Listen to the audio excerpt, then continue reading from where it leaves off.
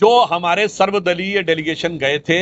ये प्रधानमंत्री श्री नरेंद्र मोदी जी की जो नीति है, सबका साथ, सबका विकास और सबका विश्वास और सबका प्रयास, तो सभी दलों को विश्वास में लेके सभी के प्रयास के द्वारा भारत ने अपनी एक एकजुट छवि पूरी दुनिया के सामने रखी और पाकिस्तान के आतंकी मंसूबों को बेनकाब किया है।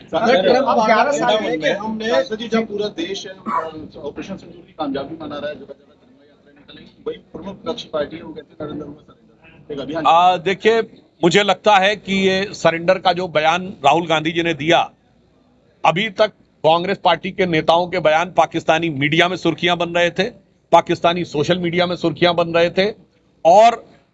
पाकिस्तान की संसद में बोले गए, पाकिस्तान की मिलिट्री ब्रीफिंग में बोले गए। पाकिस्तान ने भारत के विरुद्ध अपने डोजियर में राहुल गांधी जी के बयान को कोट किया था आज से 2 साल पहले, मगर जो बयान राहुल गांधी ने दिया है, ये तो पाकिस्तान के आर्मी चीफ ने नहीं बोला, पाकिस्तान के रक्षा मंत्री ने नहीं बोला, पाकिस्तान के प्रधानमंत्री ने नहीं कहा भारत ने सरेंडर किया। यहां तक कि जो आतंकी संगठन है, आतंकवादियों ने भी नहीं कहा है, मसूद अजहर और हाफिज सईद ने भी नहीं कहा है भारत ने सरेंडर किया है। तो मुझे लगता है कि राहुल गांधी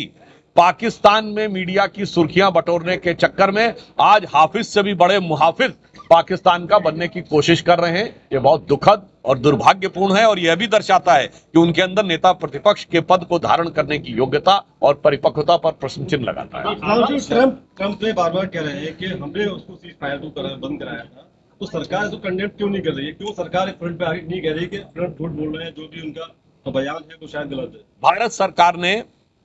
अपने विदेश मंत्रालय ने आधिकारिक वक्तव्य में, विदेश मंत्रालय के प्रवक्ता श्री रणधीर जायसवाल जी ने स्पष्ट रूप से कहा, किसी प्रकार की कोई मध्यस्थता और थर्ड किसी पार्टी का कोई इंटरवेंशन स्वीकार नहीं था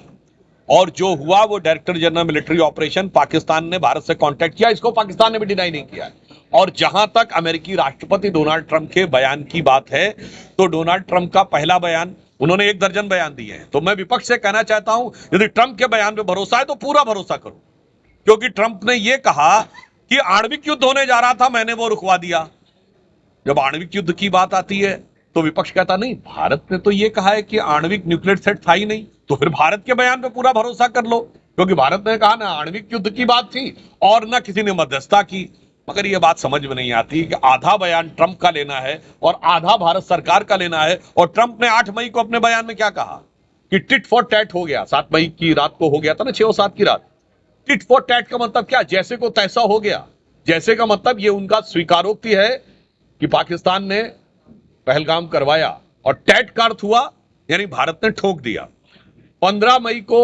डोनाल्ड ट्रंप ने यह भी कहा, I have not done it, I have only helped it, अर्थात मैंने मध्यस्थता नहीं कराई है, भारत सरकार ने सीज फायर शब्द का प्रयोग नहीं किया है। मगर मैं सिर्फ यह कहना चाहूंगा,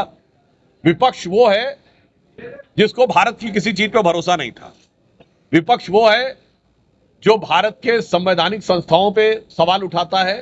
भारत के आर्मी पर सवाल उठा चुके हैं, एयरफोर्स पे सवाल उठा चुके हैं, चुनाव आयोग पे सवाल उठा चुके हैं, मीडिया पे सवाल उठा चुके हैं।